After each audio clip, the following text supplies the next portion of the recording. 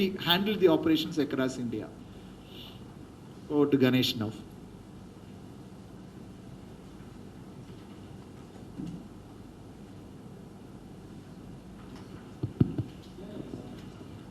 Hello.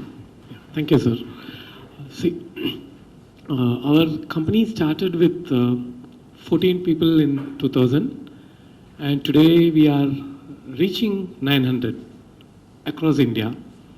We were actually doing services based in Tamil Nadu to begin with, and TVS being our anchor client. Today, TVS is also one of our clients, but our clientele base is, of course, you can visit our website and look into it. It is vast, every industry, because labor compliance is something that you cannot do without, and every industry is our client. With 14 people, we gradually grew to 900 right now, and it is pan-India. Earlier, we had our office, first office was opened in Chennai, and then in all major metros, Chennai being our marketing point. And the biggest number, our core team consists of the highest number of employees based at Madurai, and we are growing across India. Initially, all the people who were taking care of our operations, HR, recruitments was done in Madurai, and they were transferred to various places. Our people were posted in Delhi, Mumbai, all metro cities, and then other places. Now, when I say pan-India, it is even all the local people. For northeastern states, we have northeastern people working. For West Bengal, we have West Bengalis working. So we are going towards a kind of place where there is no focus on single people, a single person from South Tamil Nadu doing it. It is everywhere. People are working from all states. And for other states, we have also recruited people who are doing their courses in Tamil Nadu. We have contacted a lot of people where not people, even from any other region in India, they were studying in colleges in Tamil Nadu, and we have recruited them, trained them, and then put them back where they belong, like their own hometowns. So that's how we have grown. And as far as HR in my company is concerned, we don't have ready-made people in the market. That is one challenge that we face even now. The reason why a corporate connect is needed at all is maybe to give an awareness about who are easily employable in our company. For any, as you know, in HR, recruitment is a tough part that you have to pass through, and that point is actually tough for Aparajitha because we are a mixture of HR and personal department. So labor law or legislations are important to me. People who have done core HR, for example, if they say, normally when I interview people, they come and tell me, when I ask them what they are interested in, there is a focus on recruitments, training development, performance management. Yes, it is important, but to my company, it is the other part, personal department part, like labor law, which is more important because in my company, for 900 people, our HR team is about 15. So you can imagine it is what kind of talent we are looking for. It is the knowledge base in labor laws. So labor legislations, yes, many colleges are bringing out labor legislations, diploma in labor law as a course, but somehow there is a little bit of focus missing on that, and we have to train people to fit into our company. So that's how we have grown. Now, I think as we go along, if you have any queries, later on I can answer that. Now, yes, sir. If you have any query about consultation or audit, maybe you can raise it to me. If it is on FC as Factory Compliance Service, you can raise it to Mr. Ramchandran. If it is on ECS Establishment Compliance Services, you can raise it to Mr. Anand Raj. Other services, you can raise it to Mr. Nagarajan. Right? And it is now open for discussion. Your question can be on maybe labor legislations also, subject maybe whatever we discussed in the previous session. It's over to you now. As sir announced, if you have specific questions on each of the services, the panelists are waiting for your question. If you don't understand a particular service, you can raise question now. The question can be either in English or Tamil. The core activity of my company being labor law, for me it is important, for my company. See, as I told you, there are about 15 people in HR team taking care of 900 employees across India. So for these 900 employees, 15 is the number that's ideal, right? So if a person, if I want to take a person in my company, I would actually focus more on his knowledge in labor law because he'll be handling my clients. So that is the difference. It is not that labor law is very mandatory. If he comes with labor law, he has an added advantage. Otherwise, I have to bring them in L and then clearly. Our business revolves around labor laws. Maybe suppose if you are going to some other recruiting agency, then certain techniques on recruitment may be useful for them. Rather than knowledge on labor laws or whatever, training and development, whatever it is. Right? So all the areas under HR are equally important. Labor laws are more important for Aparajitha. When you look at it from the point of view of Aparajitha corporate services, it is more important. Right? Yeah, thank you. Sir, this is a question from Bharat. Yeah. Sir, you told me that you will concern either the local law or the gender and labor law in case of organizations. In case if that organization is organization, what sort of consultations would be there? Whether you have to follow the Indian laws or Tamil Nadu law. In case it will use what action. No, see, internal as far as it is concerned, it is to India as military, right? The point is, both central legislations and state legislations will be simultaneously applicable.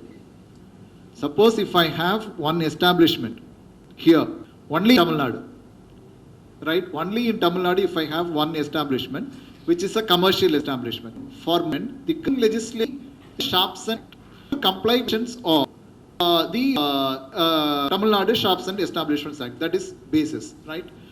Suppose if I have say 50 employees in my establishment, then automatically my establishment is to be covered under ESI, which is a central legislation, which is applicable for entire nation. And I will be covered under PF, ESI, then maybe other acts, Minimum Wages Act, yes, I have to follow. Payment of Wages Act, it is a central legislation, yes, I have to follow those provisions also. So along with this state legislation, all the other legislations will also be applicable. So foremost thing is, what are all the laws which will be applicable to my establishment, or if it is a factory, to my factory. That is to be determined first. Then under each legislation, what are all the compliance activities I have to carry out, right?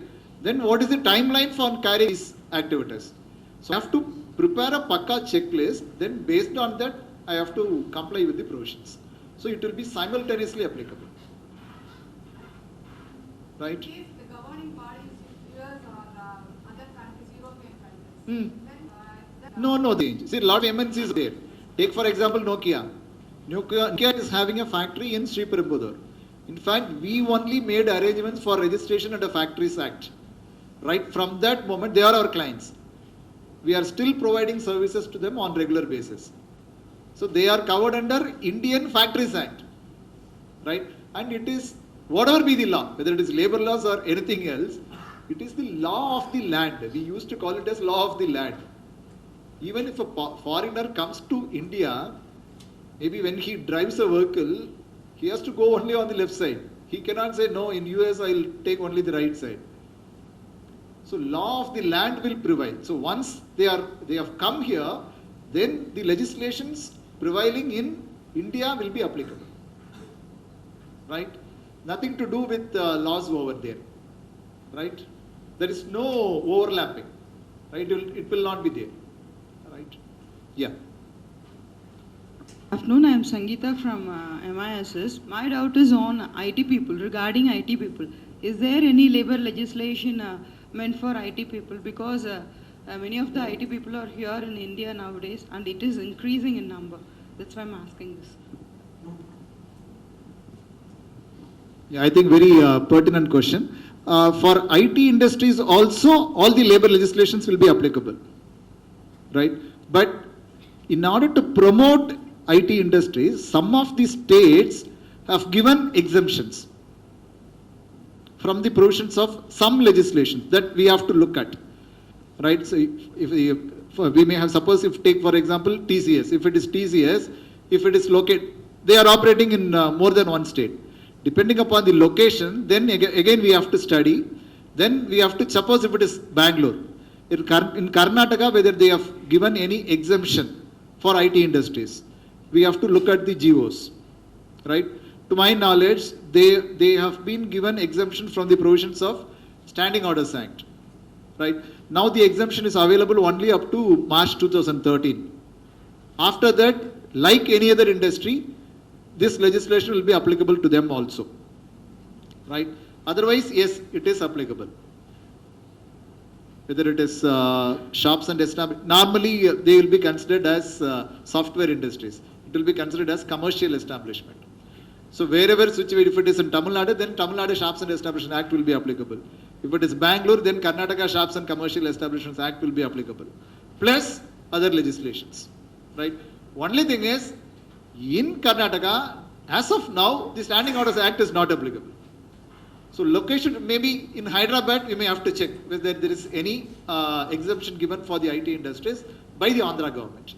There can be some exemption, right? Otherwise, yes, all the legislations will be applicable. Again, for solid example, again, Oracle is our client, right? They have operations in many states, in fact, right? We are taking care of their compliance activities like any other industry, right?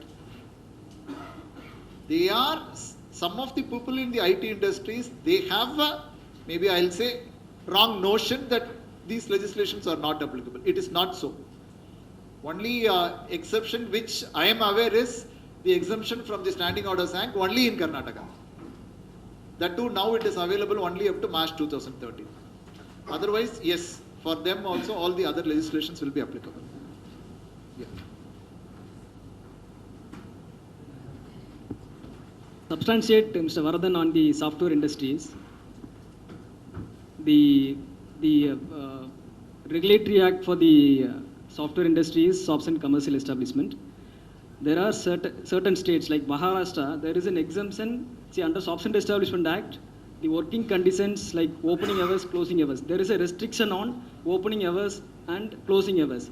Your establishment cannot open before 8 a.m. in the morning and it has to be closed by 8 a.m. in the evening. It is in Maharashtra, 8 p.m. in the evening. So for IT industry, there is an exemption by the state government for working 24/7. There is an exemption is available for the IT industry where they can work 24/7. Again, the employee cannot work more than the daily hours, that is 9 hours in a day, right? And again, the women employees, working women employees after 8 p.m. in the evening, it is there for, the restriction is there for all the industries. The IT industry, there is an exemption for working women employees after 8 p.m. also, right? The MNC's company are coming here. It's a rumor that Microsoft is going to ship from India to other states. I don't know at what extent it's true. Is it possible that MNC is coming here, they're recruiting people, they're earning money, instead of their sake, they will transfer to other countries, leaving India? Is there any act that MNC is coming here and they are going over different countries and all? There are certain restrictions are there or not in this case? For shifting the operations. Shifting their companies. I heard a rumor that MNCs, if Microsoft is there, they want to transfer their companies to some other countries like Bangkok and all. Because we are strong at English, we are competing to them. If their thinking is so that these people can overtake in IT than the US companies, so they transform to other countries means Is there some possibilities of doing such things? Yeah, it is possible. Not only in IT industries, even in other industries, if they have operations in other countries, they can transfer their employees. That is number one, right? Suppose totally a different industry, say engineering industry, having operations in Chennai, and if they have operations in Singapore also, they can transfer their Chennai employee to Singapore. It is possible. Only thing is, they should have mentioned this in the appointment order issued to that individual. Otherwise, they cannot transfer. Or there must be provision under the standing orders for doing this, effecting this transfer. That is the legal side of it. So they can do. That is number one. Assume that they are closing their operations in Chennai, entire operations, and they are shifting. Then this will be treated as closure of establishment. So what are all the again statutory compliance activities to be done in case of closure? As I said, prior to, within 60 days before the intended date of closure, you are supposed to submit a notice. Right? Likewise, for factory, it may differ. The number of days may vary. Right? Now, what I said is under the Payment of Gratuity Act. So under each legislation, if I am going to close my operations here, then what are all the activities to be carried out? Again, that is to be listed down. So finalize the checklist, we have to carry it out. So both are possible. One is shifting, transferring persons from this country to other country, it is possible. Closing the operations and moving to other country, it is also possible. Only thing is, again, you have to take care of the legal compliances. Right? It is possible. Thank you. Yeah. Now the time is up, so we can just close all the questions as of now. Thank you very much for all the panelists. We will be having a very short time for lunch. The lunch would be between 1 to 1:30 only at AA Hall, which is somewhere closer to the reception. And right after that, there will be 3 parallel sessions. Number 1, strengthening and sustaining the connectivity. We would like to have an interaction session exclusively with the faculty members at the Bina Hall, that is also there in the ground floor. Then we'll be having our preliminary round, written test on quiz on labor law. Mr. Navanithan is there. He is the one who is coordinating from Aparajitha, is from Consultation and Audit Department, and he'll be coordinating quiz on labor law here. Right after the lunch, you need to come over here. People, those who have the green card, shall I just see for a moment? Green card. Only people, those who have the green card alone will be permitted here to appear for the quiz on labor law here. And we have Mr. Narayanan, he is at the back. He is also from Consultation and Audit Department. He will be conducting the preliminary round on case study on labor law. So 2 written examination will happen here. They will make some arrangement over there. So during the exam, once you come, you need to clear all your table, all your books on industrial relations, labor law, and all the notes. You need to put it on the other side. We will come to that examination more. When you are just going outside, you can see what is the prizes awaiting for top 3. When you are going outside, you can see the prizes which are awaiting. Let me tell you that there is a preliminary round by way of written test, which will be followed by the final round on the dais, oral round. Yellow card, please. All the yellow card holders, you need to contact Veda Narayanan right after the lunch. So now we can just only 2 more queries. If anything, you find that you are very strong about the no, and you have very strong urge to know. Only 2, only 1. Anyone? 1. As you said earlier that students are lacking to meet the employability skills. So how can you meet the critical requirements of a company through the flexi stopping service? See, lack of skill is a general opinion, right? Yet there will be right persons, right? Maybe suppose if I require a person today for my company who has adequate knowledge on labor laws, right? He is not easily available. Instead, I may take 3 months or 4 months for completing that recruitment. So, even though we say that we are not able to get the right candidates as ready-made stuff, right? Yet we can compromise a bit, right? Maybe if he has instead of 100%, even if he's 60% or 50% okay, then we may take him, maybe give him some rigorous training, then we may put him on the field. That is one possibility, right? That is how companies are doing now. Know that go, right? What the concern expressed by many of the people and experienced by many of us is ready-made stuff is not available, right? So somehow we may have to spend some more time even after recruitment, maybe 6 months or 1 year or maybe 3 months even. Only then we can make a person ready for taking up the employment. That is the concern. Maybe this whole arrangement is a small attempt to address that issue. That's it, right? Whether it is flexi staffing or even for permanent employment, we can consider, not an issue, right? But the thing is, we are not able to straight away take persons from educational institution. Otherwise, we have to take them. Again, we have to provide them some sort of training. Again, as I said, it is 1 year or even sometimes 2 years.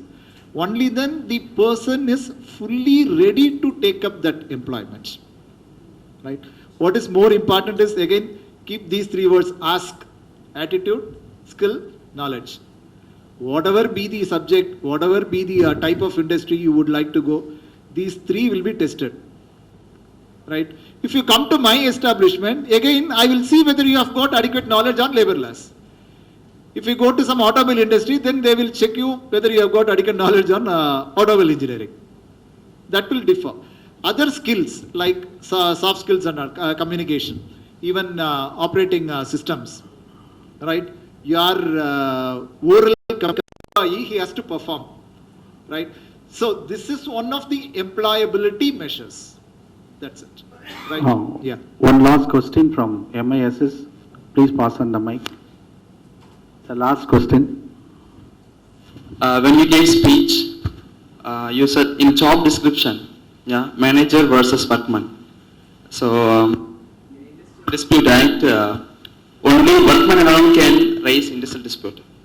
So, according to the definition, the people who coming under the category of supervising or clerical and managerial skills, they do not have the right to raise industrial dispute, and whereas in some cases it is allowed to raise question.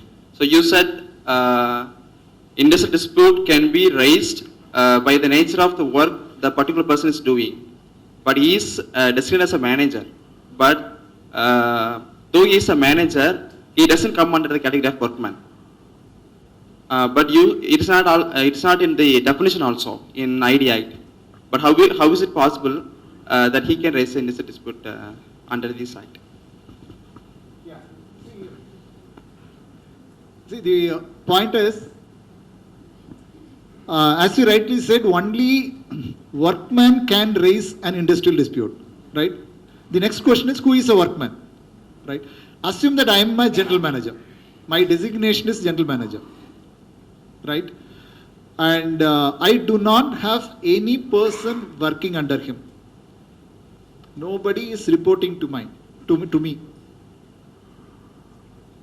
right? And I do not have powers to sanction leave. Naturally, I will not have, because nobody is working under me, right? I do not have powers to sign some of the documents, like entering into some contract with other companies, external agencies, right? In that situation, even though I am designated as general manager, for my company I am a general manager, not an issue. But for labor laws, I am not a manager. I'm a workman. Right? Because I should provide job to somebody. That is, I should allot jobs to somebody at least, daily basis, weekly basis, something. Right? I should supervise the job of some of the people. Right? I should have powers to sanction leave. I should have powers to assess the performance of some of the people working under me. Then I can recommend increment or promotion, whatever it is. All those are out. These are all certain tests to decide whether that person is a workman or not. Right? Maybe this example, in this situation, I am a workman. Though for my company I am a general manager, in the eyes of law, I am a workman. In case my services are terminated by the employee, I can raise industrial dispute. Because I am a workman. I become a workman. So I can raise industrial dispute.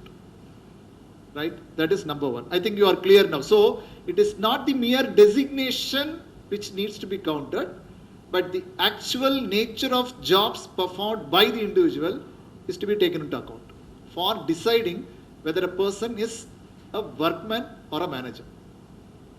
Right? Number two, supervisors drawing more than 10,000 rupees. They are not coming under the purview of workmen. They are exempted. Right? And as far as managers are concerned, if I am really exercising managerial jobs, then irrespective of my salary, I am not a workman. I am a manager, my salary is only 5,000. Yet, I am not a workman under ID Act. Right? Those are all exemptions. Right?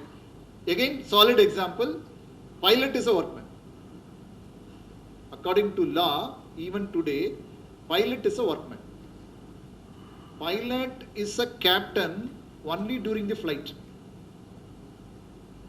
Right? He cannot recommend promotion, increment to air hostesses. It is not possible. Right? He cannot sanction leave. Those are all administrative powers. It is not with them. He is a captain only during the flight. Right?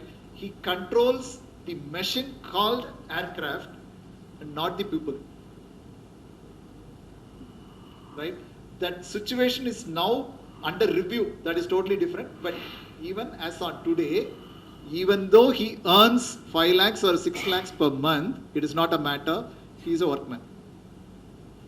Clear? So the point is, it is not the mere designation, but the nature of job, which is to be seen. That is the reason I said, ensure you have pakka job descriptions for each of your employees. Only then you will know whether he is a workman or manager. You may give any other designation, that is totally different. For your, that is internal purpose. You can still have it, not an issue. But legally, that is not valid. For your internal purpose, that is okay. Clear? Yeah. But do not get carried away by the designation offered and only your money person. So look for the job description. So that you get to know what you normally do. Not only for this designation, for even for wages. You may say house rent allowance. Whether that particular component is really going towards payment of house rent or not. That will be seen. Right? Just extending my definition. That's it. Right? Yeah, thank you. Shall we come to a close? Yeah. With this question, we will come to the close of the panel discussion. Once again, I thank the panelists on your behalf and a nice interaction what we had before the lunch time. The lunch is arranged at Tabela Hall. It's already 1:10. You can go up to 1:45. We have extended another 15 minutes of time. Right after that, the faculty interaction will be having at Veena. Other participants, those who are participating in the quiz preliminary and the case study preliminary, you need to come back here and we will make some arrangement over there. As I requested, you need to put on your baggages and all the notes and only the paper which is given and the pen could be on your table. Other things will not be permitted. And people, those students, those who are not participating either in the quiz or in the case study, we would request you to stay out of this hall. Probably you can sit somewhere in the lobby because we'll be having an interaction with the faculty in the another room. Only for the people, those who are registered their name for the competitions can be allowed inside the hall. Once again, I tell you that as far as quiz is concerned, that is Navanidan with the green card, you need to approach him. And Vedanarayanan, he is at the back. All the yellow card holders, you need to approach him for the preliminary rounds. Over to lunch.